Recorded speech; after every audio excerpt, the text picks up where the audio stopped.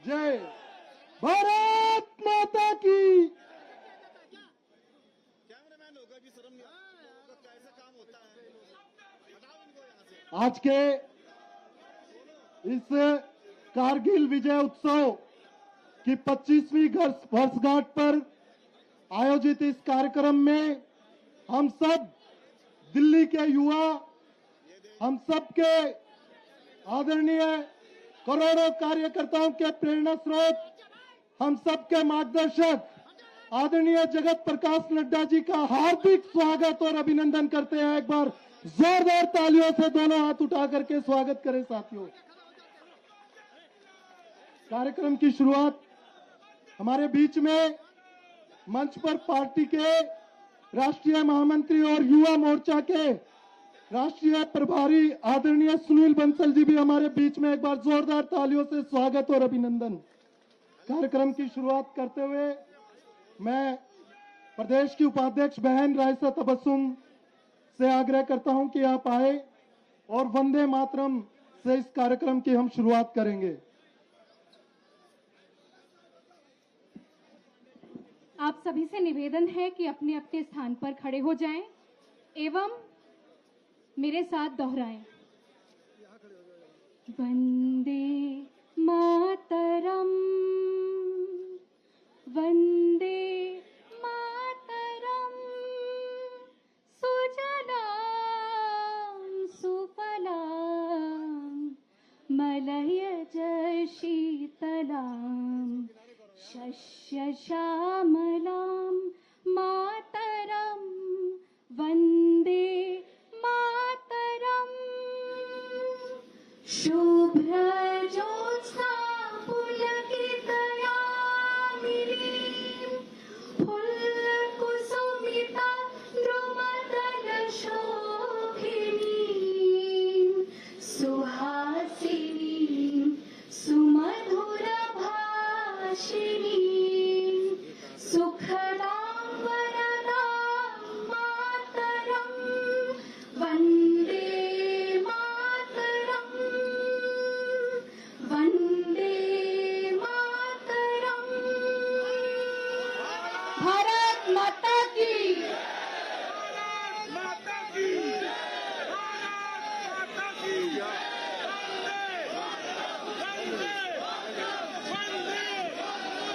भारत माता की।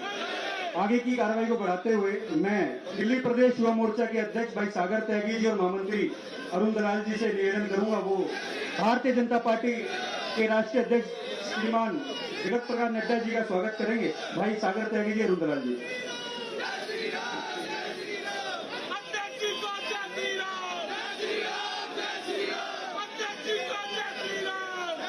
अध्यक्ष जी को जय श्री राम, अध्यक्ष जी को जय श्री राम, अध्यक्ष जी को जय श्री राम। भारत माता की, भारत माता की।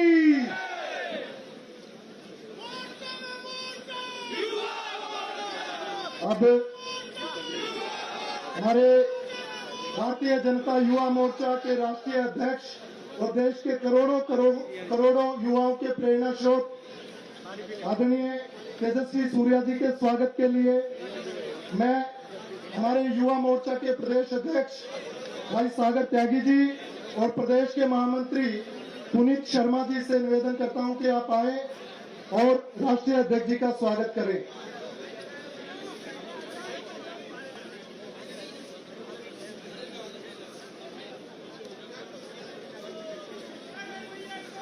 तालियां बजाते रहो भाई साहब, बोलो भारत माता की।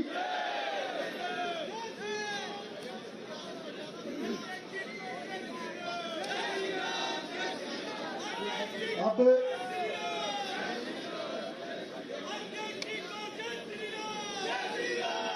दिल्ली प्रदेश के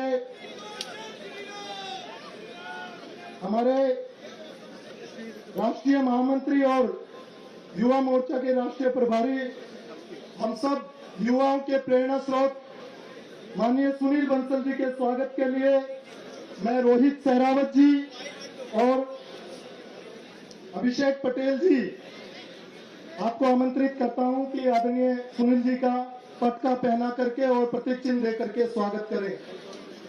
रोहित जी और अभिषेक जी।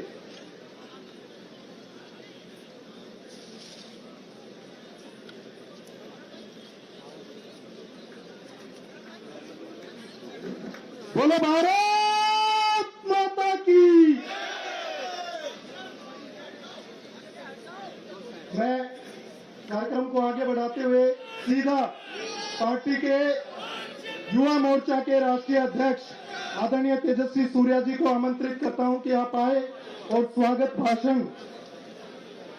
एक बार जोरदार तालियों से स्वागत। भारत माता की, भारत माता की। मंच पर उपस्थित भारतीय जनता पार्टी के माननीय राष्ट्रीय अध्यक्ष, राज्यसभा के नेता, मोदी जी के केंद्र सरकार में पूरे देश के हेल्थ और फैमिली वेलफेयर के नेतृत्व मंत्री के नाते और युवा मोर्चा को हम जब जब मार्गदर्शन के लिए समय मांगे हैं, कार्यक्रमों के लिए समय मांगे हैं, हमेशा हम सबको मार्गदर्शन करते हुए ऐसे भारतीय जनता पार्टी के यशस्वी राष्ट्रीय अध्यक्ष जेपी नड्डा जी को मैं आप सब की ओर से बहुत बहुत स्वागत करता हूं और इस कार्यक्रम में आने के लिए फिर एक बार युवा मोर्चा के प्रत्येक कार्यकर्ता की ओर से मैं स्वागत करता हूं। मंच पर उपस्थित भारतीय जनता पार्टी के राष्ट्रीय महामंत्री और युवा मोर्चा के प्रभारी माननीय सुनील बंसल जी को भी मैं स्वागत करता हूं। पार्टी के दिल्ली प्रदेश के अध्यक्ष माननीय वीरेंद्र सचदेवा जी को भी आप सब की ओर से स्वागत करता हूं। मंच पर उपस्थित दिल्ली प्रदेश के सभी सांसद बहन बांसुरी जी, बहन कमलजीत जी, मनोज तिवारी जी, रामवीर सिंह विधूरी जी, योगेंद्र चंदोलिया जी, प्रवीण खंडेलवाल जी और पार्टी के नेशनल सेक्रेटरी मनिंदर सिंह जी सिरसा जी को भी मैं आप सब की ओर से स्वागत करता हूं। साथियों, ये एक बहुत भावनात्मक कार्यक्रम है।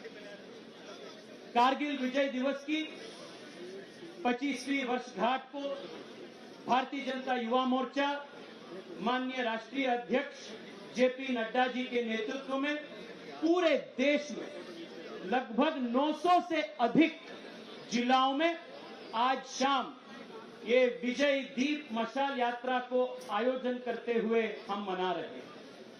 इंग्लिश में एक कहावत, soldiers do not die on the battlefield, they only attain martyrdom, they die when the people forget them. हम कारगिल में और कारगिल में विजय प्राप्ति करने में देश के लिए हजारों संख्या में जो युवा और जवान देश के लिए अमर हो चुके थे, उनके बलिदान को, उनके त्याग को, उनके तपस्या को आज के युवाओं के यादों में अमर रखने के लिए इस कार्यक्रम को हम आयोजित किए। आज देश के 900 से अधिक जिलाओं में 2000 से ज्यादा युवा हर जगह पे इस विजय दीप मशाल यात्रा में शामिल हो रहे हैं और आने वाले 25 साल में मोदी जी के नेतृत्व में भारत को विकसित भारत बनाएंगे, ये संकल्प को हम सब लोग ले रहे हैं। साथियों, कारगिल के युद्ध के समय माननीय अटल बिहारी वाजपेयी जी के नेतृत्व वाली एनडीए सरकार देश को सुदृढ़ नेतृत्व दिए। The challenges we faced from Pakistan and also the tacit support that China provided, these two-pronged challenges the Indian Army and our nation faced effectively. Whether it was Captain Saurabh Kalia, Manoj Pandey, Captain Vikram Batra, countless such youngsters made the supreme sacrifice so that India could be protected and our motherland's respect would be held high. हम में से कई सारे युवा हैं जो कारगिल युद्ध के संदर्भ में शायद हम जन्मे भी नहीं थे, और आज हम देश के एक वोटर के नाते as a young voter, as a responsible voter, हम देश के सामने आज खड़े।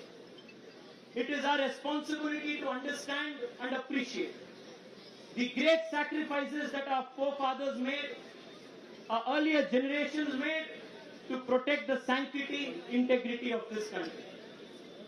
पिछले 10 साल से मोदी जी के नेतृत्व में देश को और विशेष रूप में अपने आर्मी को सुदृढ़ बनाने के लिए हर प्रकार के कदम उठाया जा रहा है। इस बजट में भी लगभग 13% जीडीपी के अपने आर्मी के सुदृढ़ता के लिए, अपने डिफेंस एक्सपेंडिचर के लिए देश खर्च कर रहा है। India today has one of the most modern, most capable armed forces, thanks to the visionary leadership of our leader prime minister Narendra Modi जी।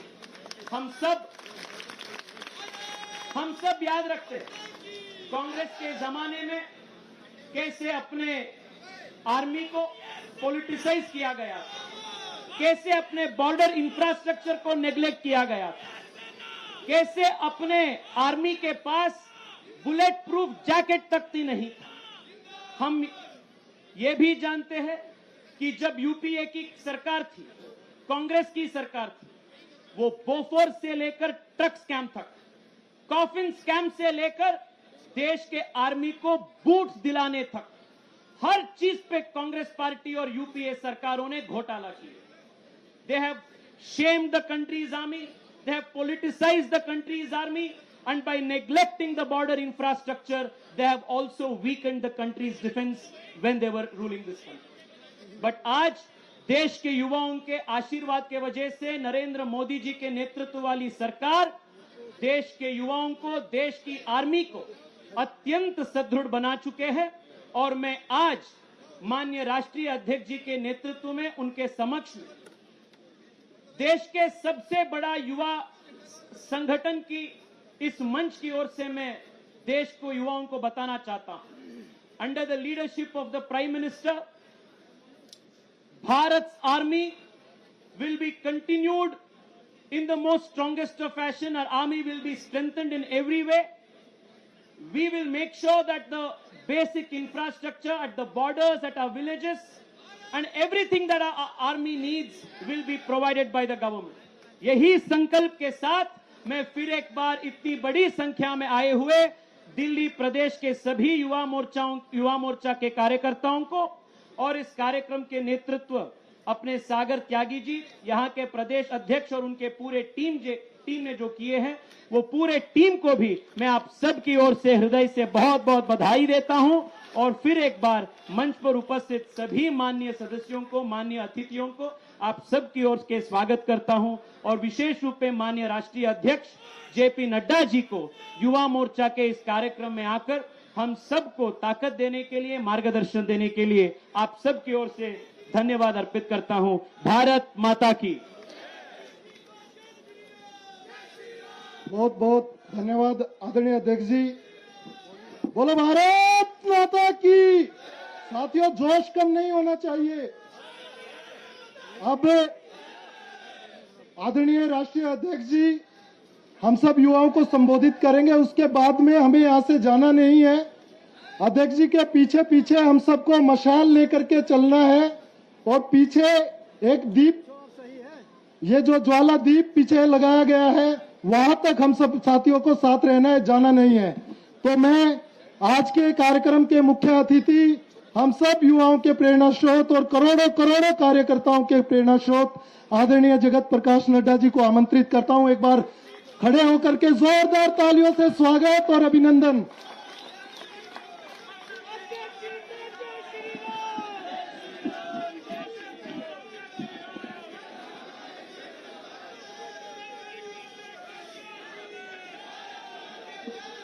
मेरे साथ बोलिएगा, भारत माता की।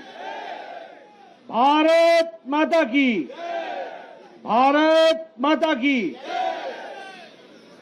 आज के इस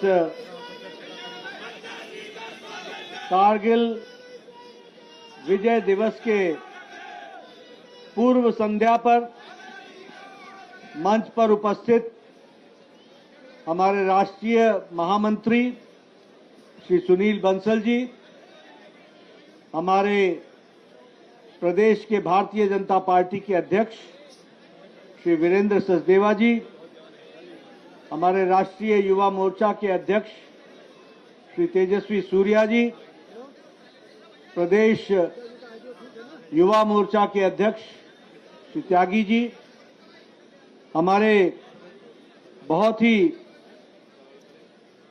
उपस्थित यहाँ पर सांसदगण, सम्मानीय मनोज तिवारी जी, रामवीर विदुड़ी जी, बहन बांसुरी जी, बहन कमल जी सरावत जी, योगेंद्र चंदोलिया जी, प्रवीण खंडेलवाल जी और मेरे प्रिय मित्र मनिंदरजीत सिंह सिरसा जी, सम्मानित मंच और यहाँ इतनी बड़ी संख्या में एकत्र आए मेरे नौजवान साथी जो आज कारगिल के विजय दिवस के पूर्व संध्या पर यहाँ पर जोश के साथ युवा मोर्चा के आह्वान में यहाँ एकत्र आए हैं। मेरा ये सौभाग्य है कि मुझे भी इस ऐतिहासिक और बहुत ही दूरगामी प्रभाव छोड़ने वाले कार्यक्रम में आप सबके साथ शामिल होने का मौका मिला है। अभी हमारे युवा मोर्चा के अध्यक्ष तेजस्वी सूर्या जी आपके सामने बता रहे थे कि कारगिल की विजय दिवस को जब हम कल मनाएंगे तो कारगिल के विजय दिवस के अवसर को रजत जयंती के रूप में 25 साल पहले हमने कारगिल पर विजय हासिल की थी और भारत के सम्मान की रक्षा की थी, उसको हम याद करेंगे। मैं बैठा बैठा सामने जब देख रहा था तो आप सब लोगों को देख करके मुझे ऐसा ध्यान में आ रहा था कि जब शायद कारगिल का युद्ध हुआ था तो उस समय आप सब में से अधिकतर लोग शायद कोई 2 साल का होगा, कोई 4 साल का, कोई 5 साल का और बहुत से ऐसे लोग भी हैं हमारे युवा साथी जो शायद इस दुनिया में उस समय आए भी नहीं हो। लेकिन मित्रों, ये वीर जवानों का अभिनंदन का अवसर है और जब मैं वीर जवानों के अभिनंदन की बात करता हूं तो कारगिल का विजय दिवस इस रूप में मना करके हम भारत के उन वीरों को, उन वीर सपूतों को जिनके शौर्य के कारण जो पाकिस्तान ने कारगिल की भूमि पर कुत्सित निगाहें डाली थी, उसको उनके इरादों को, जो उनकी सोच थी, उसको चकनाचूर करके कारगिल पर फिर से तिरंगा लहराया था। इसको हमको ध्यान रखना चाहिए और इसलिए हम इसको विजय दिवस के रूप में तो मनाते ही हैं, लेकिन साथ ही साथ हम उन वीर जवानों के शौर्य को और उनके बलिदान को भी हम हमेशा याद करते हैं। कारगिल का युद्ध एक विशेष परिस्थिति का युद्ध था।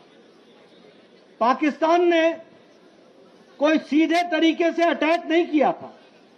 पाकिस्तान चोरों की तरह चुपके चुपके आकर के उन्होंने कारगिल पर अड्डा जमाया था और जिस हमारे लेफ्टिनेंट कालिया की बात कर रहे थे, अभी बत्रा जी की बात कर रहे थे, हमारे उन शहीदों की बात कर रहे थे जिन्होंने कारगिल युद्ध में अपनी शहादत दी। उनको जब हम याद करते हैं तो उसमें हमको विशेष बात इस बात को याद करने की है कि कारगिल विपरीत परिस्थिति में हमारे नौजवानों ने, हमारे फौज के जवानों ने लड़ाई लड़ी थी। दुश्मन कारगिल की चोटी पर था, दुश्मन स्ट्रेटेजिक के स्थान पर था और भारत के वीर जवानों को नीचे से पहाड़ चढ़ करके उस चोटी पर कब्जा करना था। यह बहुत ही कठिन कार्य था, क्योंकि पाकिस्तान की आर्मी ने चोरी चोरी चुपके चुपके आकर कारगिल की चोटी पर स्ट्रेटेजिक स्थान को स्थापित कर लिया। लेकिन हमारे वीर जवानों ने हार नहीं मानी, रुके नहीं, लगातार योजनाबद्ध तरीके से भारत की फौज ने ये लड़ाई लड़ी और इसी लड़ाई के कारण 26 तारीख को फिर से वहां पर तिरंगा फहराया, आज से 25 साल पहले, और भारत को, हमारे वीर सैनिकों ने इस काम को पूरा किया।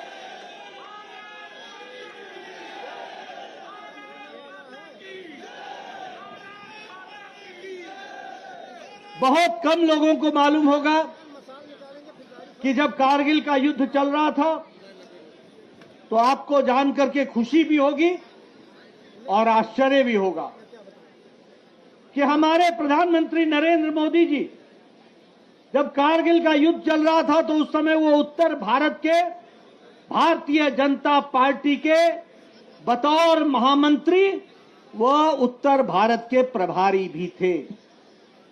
और आपको जानकर खुशी होगी कि जब कारगिल का युद्ध हो रहा था तो प्रधानमंत्री जी उस समय भारतीय जनता पार्टी के प्रतिनिधि के नाते वो कारगिल के युद्ध में वहां जाकर के जवानों को शाबाशी दी थी।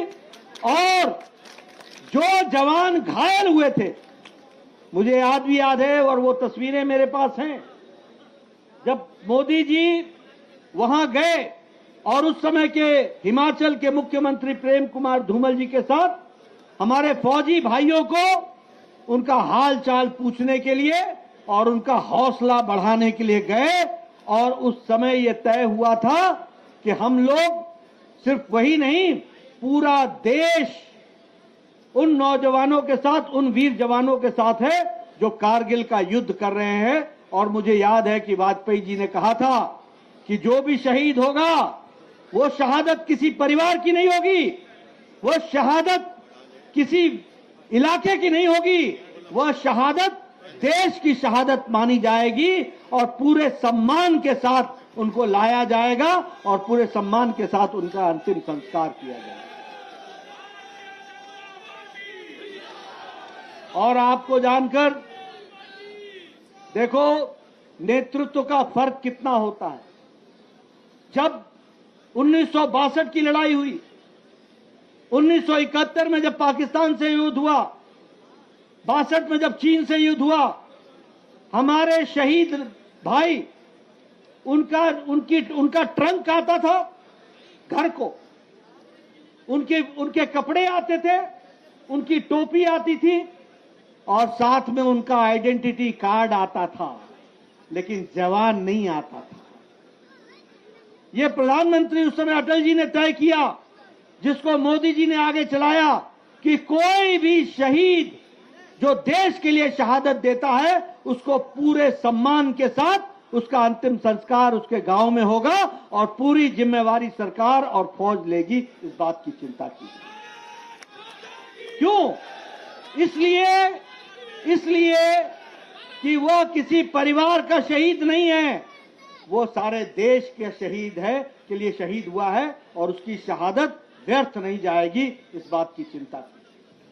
यहां दोस्तों मैं एक बात और बताना चाहता हूं, थोड़ा सा जिक्र हमारे तेजस्वी भाई ने किया है, लेकिन मैं आपको बताना चाहता हूं, यही फौज थी जब यूपीए के जमाने में, जब कांग्रेस के जमाने में यहां के डिफेंस मिनिस्टर से पूछा गया कि आप डिफेंस की रोड को बॉर्डर पर क्यों नहीं बनाते हो, तो उत्तर ये मिला था कि उसके लिए हमारी प्रायोरिटी में पैसे नहीं है। आप देखिए देश को देखने का तरीका क्या था।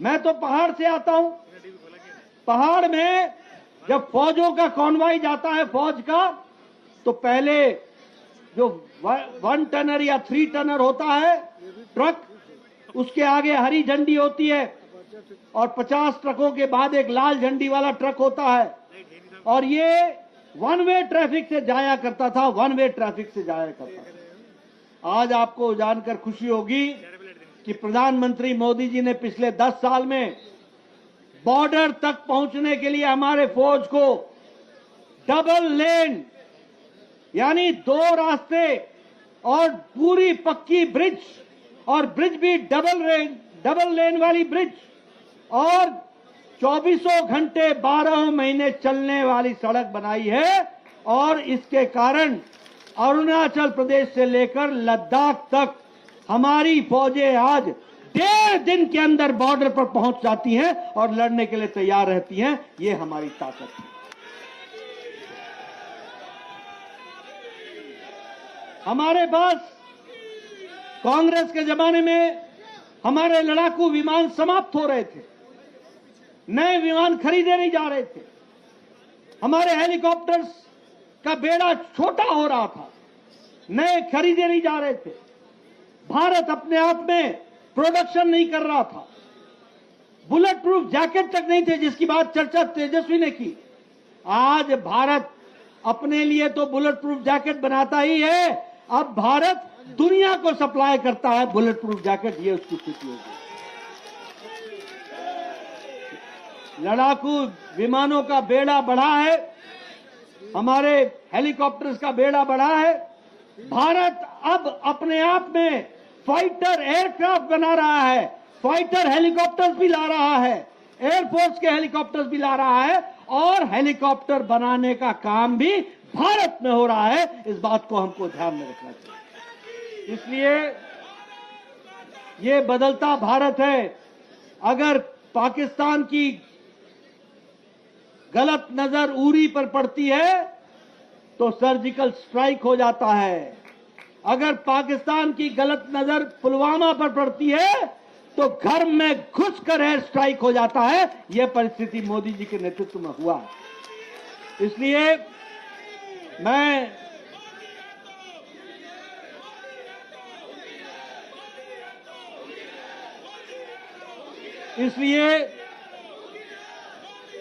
इसलिए ये जो आपने कार्यक्रम कारगिल विजय दिवस कल मनाने का तय किया है, और जो युवा मोर्चा ने तय किया कि प्रत्येक जिले में हम विजय ज्योति जलाएंगे और उस विजय दीप को कल तक पूरे 24 घंटे जलता रखेंगे और उन शहीदों को याद करेंगे जिन्होंने देश के लिए कुर्बानी दी, और वीर जवानों के साथ एक संदेश देंगे कि वो अकेले नहीं हैं, सारा देश 140 करोड़ का देश वो उनके पीछे खड़ा है। इस बात का हम संदेश देंगे। और इसीलिए आप सब लोग इस कारगिल विजय दिवस में इस कार्यक्रम को जो आप इतने अच्छे तरीके से मना रहे हैं, उसके लिए मैं युवा मोर्चा को बधाई देता हूं।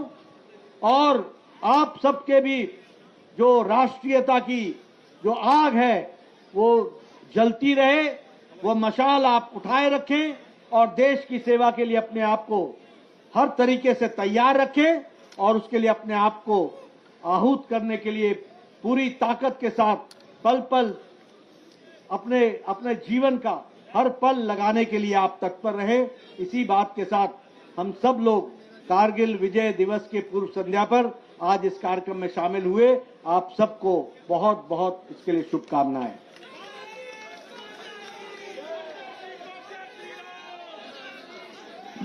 बहुत बहुत धन्यवाद आदरणीय अध्यक्ष जी। आज हम सब युवाओं का सौभाग्य है कि आज के इस कार्यक्रम में आपका मार्गदर्शन हमें मिला। अब मशाल जुलूस के लिए हम सब युवा साथी राष्ट्रीय अध्यक्ष जी के पीछे पीछे सब चलेंगे। तो मैं अभिषेक पटेल जी और उनकी जो टीम है वो एक बारी ऊपर आ जाएं। अभिषेक पटेल जी, प्रदेश के महामंत्री पुनीत शर्मा जी, हाँ वो करेंगे, पुनीत जी, गौरव जोरसिया जी, अध्यक्ष जी, सागर त्यागी जी, आप सब लोग आगे आ जाएं।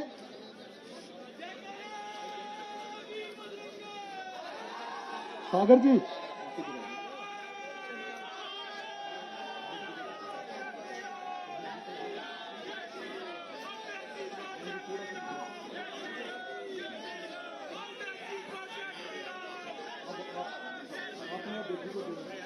अरे आगे सच्चा भाई भाई कैमरा कैमरा इनको देना।